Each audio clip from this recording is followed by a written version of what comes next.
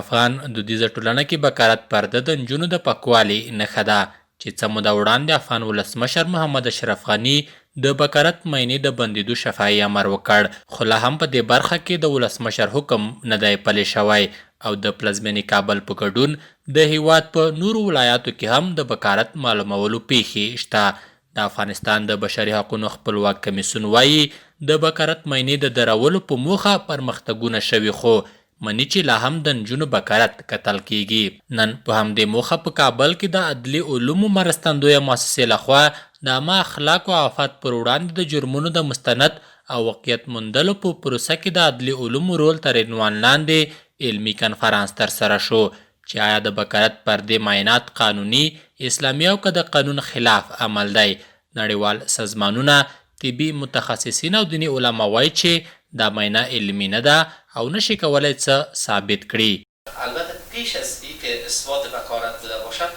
ما ادله دیگه را باید به خاطر مجرم داشته باشیم. ما دفعتا ما این معاینه نباید بکنیم،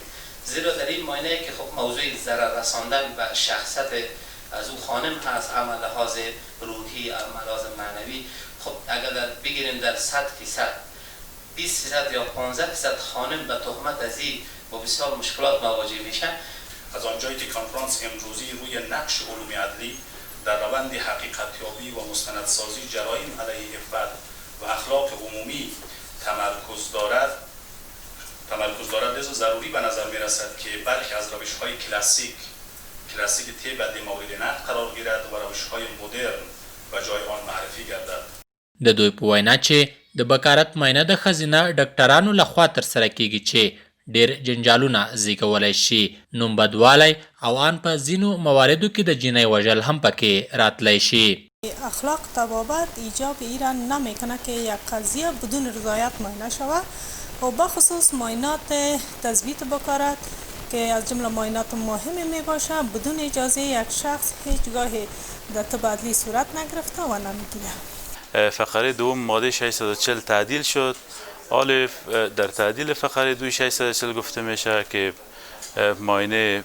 پرده بکارت بدون رضایت زن و حکم محکمه، یعنی همزمان هم بحث رضایت مطرح باشد هم حکم محکمه. بدون رضایت زن و حکم محکمه، اگر یکیش هم نباشه، تنها رضایت باشه حکم نباشه، حکم محکمه باشه رضایت نباشه، مطابق کود جزا ممنوع جرمنگاری شده و برش حبس هم پیش بینی شده. نړیوالو سازمانونو د بکارت معاینې د بندیدو غوښتنه کړې او د جنسي زورونه او د بشري حقونو تر پښو لاندې کول ګڼلي. په افغانستان کې د بکارت معاینې د قربانیانو کره شمیرې لا هم معلومې نه دي، خو د بشري حقونو فعالان اندېښنه ښیي تر هغه چې د بکارت پردې معاینه ناقانونه ونه ګرځول شي او له سرغړونکو سره کلک چلن ونه شي، د قربانیانو شمیره به یې ورځ تر بلې ډیره شي.